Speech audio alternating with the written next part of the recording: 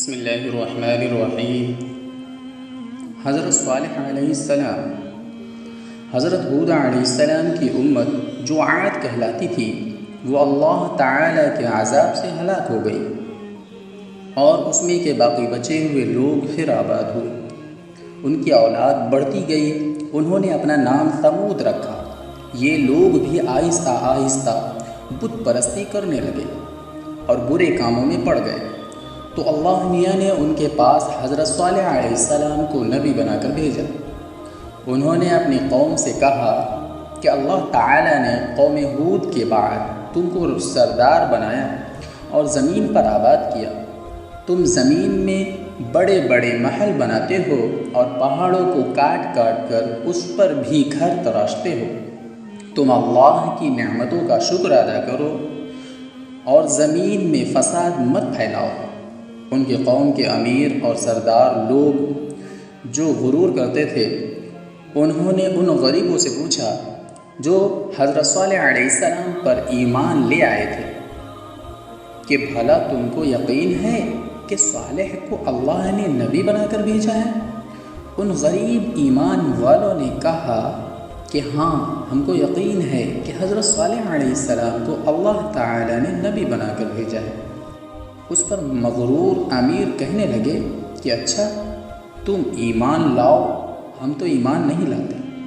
ان امیر لوگوں کو یہ تعجب ہوا کہ اگر اللہ پاک کسی کو نبی بنا کر بھیجتے تو ہم امیروں میں سے کسی کو نبی بناتے۔ حضرت صالح علیہ السلام برابر اللہ تعالیٰ کا پیغام ان کو پہنچاتے رہے، مگر کوئی ان کی نہ سنتا، بلکہ الٹا مذاق اڑاتے۔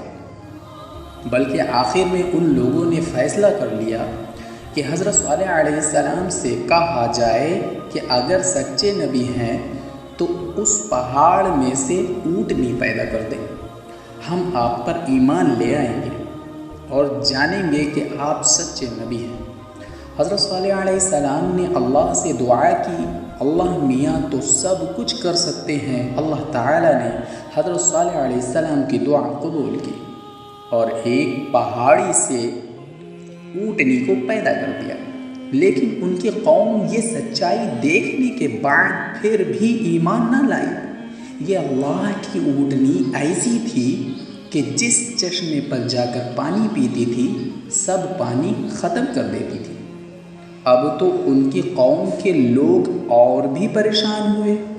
حضرت صالح علیہ السلام نے اپنی قوم سے کہا کہ دیکھو، اس اونٹنی کے لیے باری مقرر کر لو۔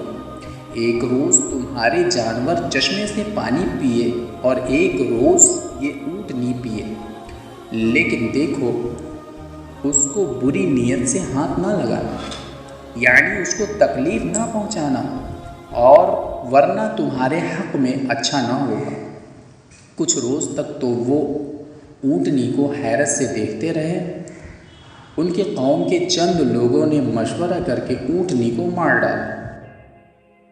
حضرت صالح علیہ السلام کو اس کی خبر ہوئی تو آپ کو بہت رنج ہوا، اور انہوں نے اپنی قوم سے کہا کہ میں نے تم کو منع کیا تھا کہ اس اونٹنی کو تکلیف مت دینا، ورنہ تم پر جلد اللہ کا عذاب آئے گا، مگر تم نے نہ مانا۔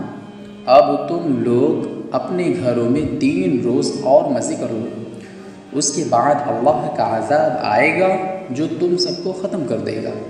چنانچہ ایسا ہی ہوا۔ اللہ تعالیٰ نے حضرت صالح علیہ السلام اور ان لوگوں کو بچا لیا جو ایمان لے آئے تھے، لیکن جو لوگ اللہ ایمان نہیں لائے تھے، ایک بڑی حیرتناک اور خوفناک آواز پیدا ہوئی جس سے وہ اپنے گھروں میں اوندھے پڑے رہ گئے اور مر گئے۔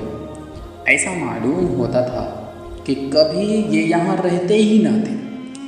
جو لوگ خدا کے حکم پر نہیں چلتے اور پیغمبروں کا کہنا نہیں مانتے، ان کا یہی حال ہوتا ہے۔ اللہ پاک ہم سب کو اپنے عذاب سے بچائے اور اپنی اور اپنے رسول کی اطاعت نصیب کرے، آمین۔